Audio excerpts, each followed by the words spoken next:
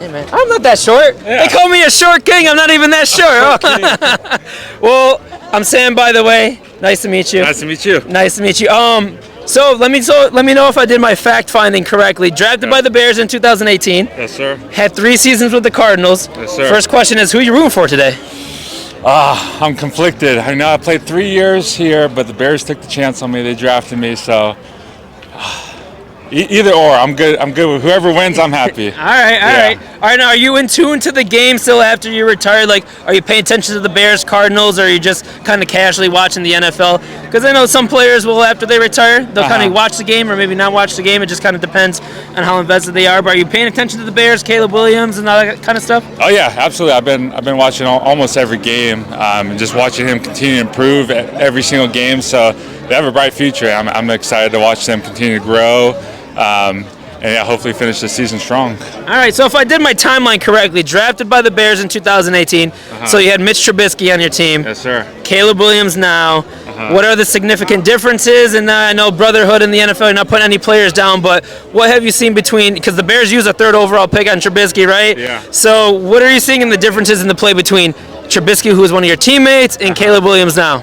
Yeah, Caleb Williams definitely is a lot more dynamic, could use his feet a lot more. Can make a lot of plays happen out of nothing, where Trubisky was really able to stick to the game plan, follow what Nagy was coaching at that time, and we got the job done in 2018, and we went 13-3, I believe, and unfortunately had the double doink. Yeah, I was going to bring that up. I had a question about that.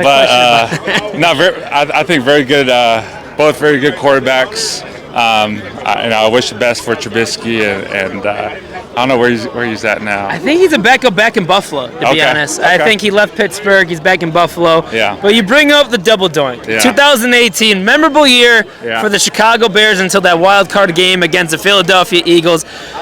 Amazing defense. Like, we were talking about Super Bowl, like, monsters of the Midway, Super Bowl run that year until good old Cody Parkey. And now he's a former teammate. We have our thoughts on Cody Parkey as outside fans, so we're not disrespecting the brotherhood of the NFL, but first of all, how was that moment after the double doink? You're in the locker room, you're with the organization. Like, I know he went on a Good Morning America after the game, so, like, what are the internal thoughts on Cody Parkey, a good old double doink? Yeah, it was complete silence in that locker room. It was just disbelief. Couldn't believe that it happened. Yeah, it's unfortunate. Cody Parkey, he was playing good for the most of the year, and just had that unfortunate thing, and came at the wrong time. But yeah, it's tough playing in the Soldier Field. You know, the Chicago fan base, they're passionate, so if we're not getting the job done, it's next person up. So we're passionate and honest. Yeah. We're passionate, and I have bad words for Cody Parkey, but that's 2018. It's 6 years later. Let's talk about today. Bears had a very heartbreaking loss against the Washington Commanders last week. Hail Mary. You have any thoughts on the Hail Mary?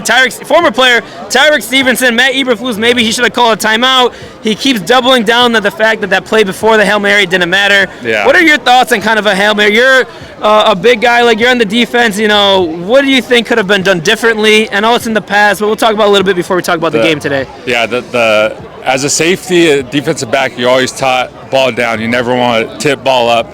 So number one, as a fan, we know that too. Yeah, that's the number one mistake. They go in and pop that up, and so it's just good execution on the Commander's side to have somebody in the back, and obviously you want another player in the back. He got greedy, came up to try and make a play, and it went right over his head, and it's unfortunate. That's the beauty of football, right?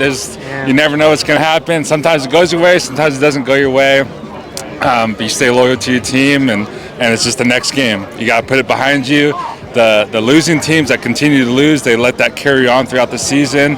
You got to be able to put that bad play, that bad game behind you, move forward, and continue playing well. And, you know, Tyreek Stevenson talking trash with the Commanders fans. Yeah. He got disciplined today. He's not starting, whether that's a series, whether that's a play, whether that's a quarter, or he's just going to be second string throughout the whole game. You know, what would you have seen differently between maybe Matt Nagy's coaching staff when you were there for the year and how he's handling discipline? And because there is some coaching questions for the current regime right now. and how kind of Eberflus handled the whole situation, and how do you think players inside the locker room would be thinking about that situation? Should he be benched? I know he apologized to the team internally, but that only goes so far, because not only did he taunt the fans, he went into the play, he didn't bat it down like you said, he didn't guard he made like 3 mistakes in a row. We're not going to beat a dead horse while it's down, but like that's a huge play, because come playoff time, Washington Commanders could be in a tiebreaker with us. So what would you say would be some of like appropriate, I guess, disciplines compared to what we're seeing right now today? Yeah, I mean that all comes down from the coaching and one coaching that play. Like when we're with Nagy, it was every team meeting. We're working through every kind of end of game situation. They would ask offensive linemen, "What would you do?" So everyone knew, from offensive lineman to long snapper, kicker. They knew every kind of situation like that and knew what to do. And so it was a disciplinary thing that Coach Nagy was big on. I don't know if this coaching staff is coaching that, but those are the small details between wins and losses. And as a coaching staff, that's something you got the talent. You got to be able to coach those details every single day, because they get focused on something else, get distracted by something else, and they forget their job in certain scenarios. So it's got to be a discipline thing that you're always doing. But they're human beings, and we all as human beings make mistakes, and 100%, and sometimes we get humbled for that, and that's unfortunately the learning moment. Yeah, that's the learning moment, and like what I talked about before, it's all right. You made that mistake. How are you going to bounce from that? For sure. I think what he did was good, is owning up to the mistake, and then let's see what he does to recover from that. Awesome. Final question: score predictions. Do you have a conflict? Bears drafted you. Played with the Cardinals for 3 seasons, if I did my research correctly. What do you got? Who you got winning the game today? Ooh. And there's a lot of Bears fans around. And a lot of Bears fans that are going to be watching this video once I post it. So no pressure. I see it being a low-scoring game. I'm gonna go Bears 16-13 with a game-winning field goal. Game-winning. I like that. 16-13 by Kylie. So you're betting the under today?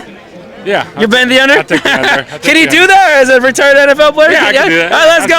We're betting the under. Lock it in. I appreciate you, Kylie. Thank you so much.